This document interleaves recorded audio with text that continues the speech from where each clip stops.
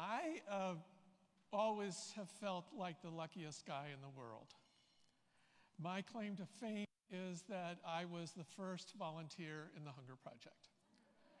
On February 15th, 1977, I was a PhD research fellow, and I heard some people were talking about having a project to end world hunger, and I realized that that was what I was born to do. So for these 45 years, mentors, I've been inspired every day by my staff colleagues like Veda and Grace and Sylvia, and our amazing, dedicated, and committed volunteers and investors. I've had the opportunity at countries, and I was privileged to get to help create pretty much every program we've ever had. But most importantly, and like so many of you, I've had the opportunity to witness the amazing transformation when people discover their power, step forth as leaders, mobilize their community to see a new possibility, and take a stand to make it happen.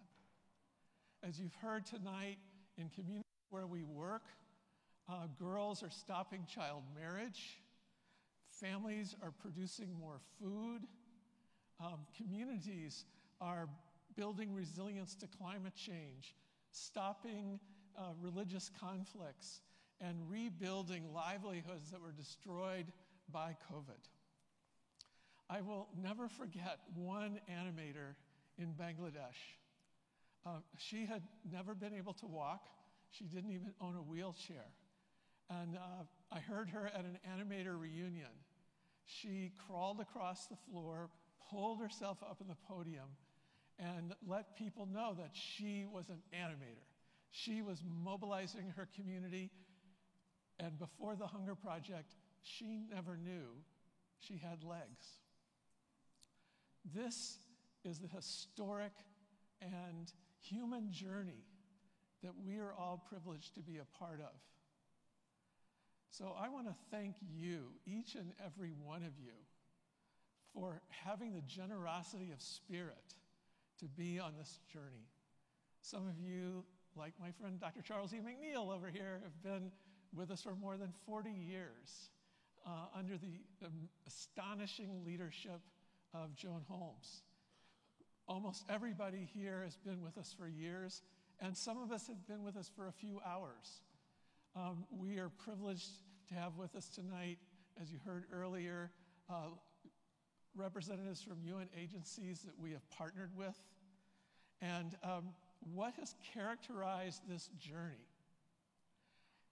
in times of rapid progress and in times of bitter setbacks is that we have kept our eye on the prize, a world free from hunger, while never underestimating the challenges that people face. For so many people, the future does look bleak. World leaders talk about the 3 C's: COVID, climate change, and conflict. Those 3 C's have caused fear and suffering here in our own countries with inflation and growing intolerance and increasing crime.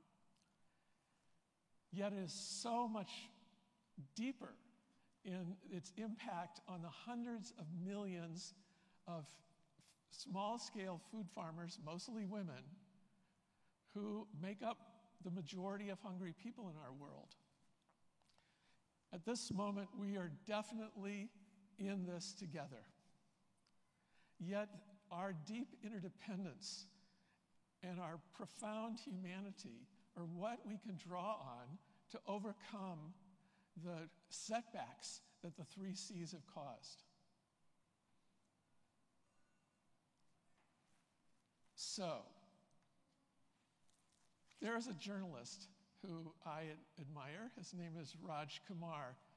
He said that the pandemic has definitely set back the development goals probably by a decade.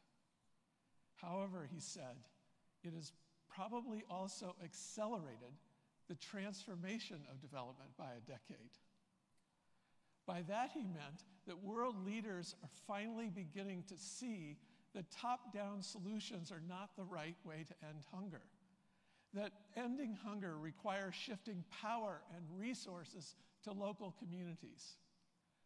Hunger Project investors have been instrumental in that transformation. We invest in strategies that put people in charge of their own lives and destiny.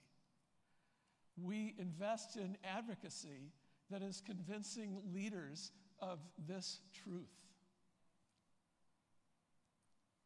So, I, in my role, coordinating the movement for community-led development, have had a front row seat in how we are catalyzing this transformation.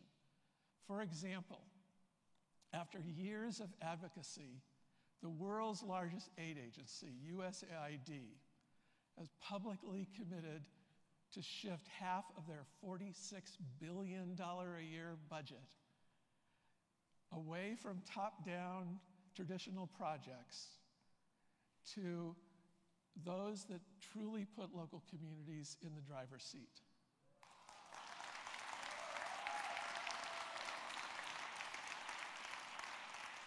And if you know the structure of USAID, that is going to be almost impossible to fulfill. However, they are working with us to learn how to do it.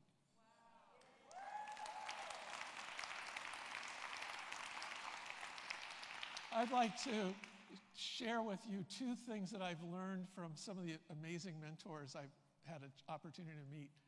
One of whom always says, "We build the road, and the road builds us." That applies here. As we stand in solidarity and invest in our courageous brothers and sisters, we become different people.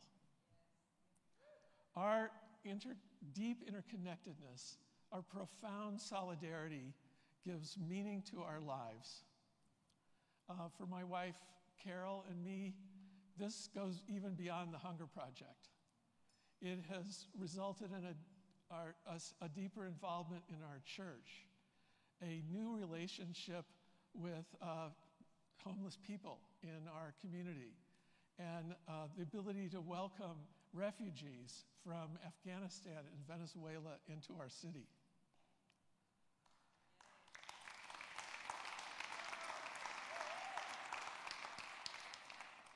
The second lesson I learned is that commitment cannot be taught.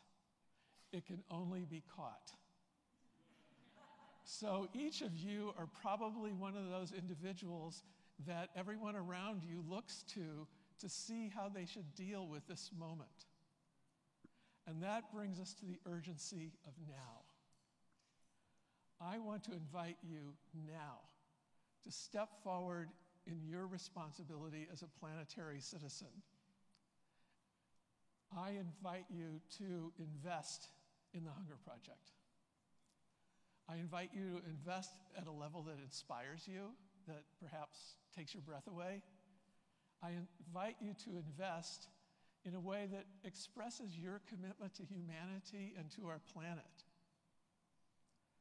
So there is on your table and in that little thing with your napkin, a pledge form with this amazing young, brave woman from Bangladesh on the front of it. So I invite you to get it out and take a moment to think about what and how is the future calling you to be now. And take a moment to see how you can commit to participate this year and in the years ahead. Kura is going to explain to you how to fill out the form. I thank you very much.